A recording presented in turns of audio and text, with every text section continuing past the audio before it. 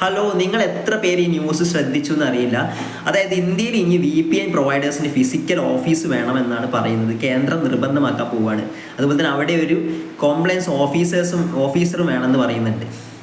ഇത് നമ്മുടെ പ്രൈവസിയിലൊക്കെ ഒരുപാട് മാറ്റങ്ങൾ വരുത്താൻ പോവുകയാണ്.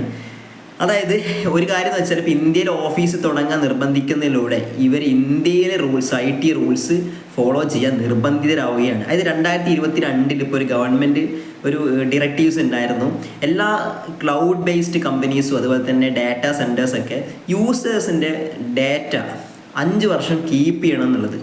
അതായത് യൂഷ്വലി ഇപ്പോൾ എങ്ങനെയാണ് നടക്കുന്നത് വെച്ചാൽ ഇപ്പോൾ ഈ VPN പ്രൊവൈഡേഴ്സൊക്കെ മിക്കവരും RAM ബേസ്ഡ് സെർവേഴ്സാണ് യൂസ് ചെയ്യുക. അത് ടെമ്പററി സ്റ്റോറേജ് ആണ് യൂസറിൻ്റെ ഡാറ്റ. അത് കഴിഞ്ഞ് അത് ഡിലീറ്റ് ചെയ്ത് കളയും, കീപ്പ് ചെയ്യുന്നില്ല. പക്ഷേ ഇന്ത്യയിൽ ഓഫീസ് തുടങ്ങുകയാണെങ്കിൽ ഇവർ നിർബന്ധിതരാവുകയാണ് ഈ ഡാറ്റ കീപ്പ് ചെയ്യണം എന്നുള്ളത്. അപ്പോൾ ഗവൺമെൻറ്റിനൊക്കെ ഇപ്പോൾ ആരെങ്കിലും ട്രേസ് ചെയ്യാനൊക്കെ ഉണ്ടെങ്കിൽ ഈ ഡാറ്റ എങ്ങനെ യൂസ് ചെയ്യാൻ പറ്റും? അതാണ് ഒരു വലിയൊരു പ്രശ്നമുള്ളത്.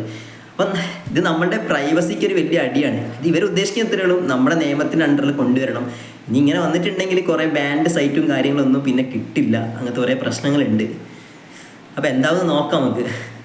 എന്തായാലേ ഓരോ സമയം ഇപ്പോൾ വാട്സാപ്പിൻ്റെ ഒരു കേസ് നിങ്ങൾ കണ്ടിട്ടുണ്ടാവില്ലേ? വാട്സാപ്പിൽ യൂസർ നെയിം ഓപ്ഷൻ വന്നിട്ടുണ്ട്. നിങ്ങൾ എത്ര ചെക്ക് ചെയ്യുമെന്ന് എനിക്കറിയില്ല. നമുക്കിപ്പോൾ യൂസർ നെയിം സെറ്റ് ചെയ്യാൻ പറ്റും. അപ്പം നമ്മളുടെ നെയിം മാത്രം ഇനി കൊടുത്താൽ മതി. യൂസർ നെയിം ഷെയർ ചെയ്താൽ മതി. നമ്പർ നമുക്ക് പ്രൈവറ്റ് ആയിട്ട് വെക്കാം, ആരെയും കാണിക്കേണ്ട ആവശ്യമില്ല. ടെലിഗ്രാമൊക്കെ പോലെ. പക്ഷേ അതിപ്പോൾ വാട്സാപ്പ് ചെക്ക് ചെയ്തുകൊണ്ടിരിക്കുകയാണ്. എല്ലാവർക്കും കിട്ടിയിട്ടുണ്ടാവില്ല ഈ ഓപ്ഷൻ. അതുപോലെ തന്നെ അത് ആക്റ്റീവ് ആയോ എന്ന് എനിക്കറിയില്ല, ചെക്ക് ചെയ്തിട്ടില്ല. അപ്പോൾ ഇത് ഗവൺമെൻറ് ഇതുപോലെ തന്നെ നമ്മളെ കേന്ദ്ര സർക്കാർ പറയുന്നത് ഇത് വേണ്ട, ഇത് നമ്മളുടെ എന്താ പറയുക പല തട്ടിപ്പുകളിലേക്കൊക്കെ ഇത് പോകുമെന്ന് പറഞ്ഞിട്ട് ഇതും ഓപ്ഷൻ വേണ്ട എന്നുള്ള നിലപാടെടുത്തിട്ടുണ്ട്.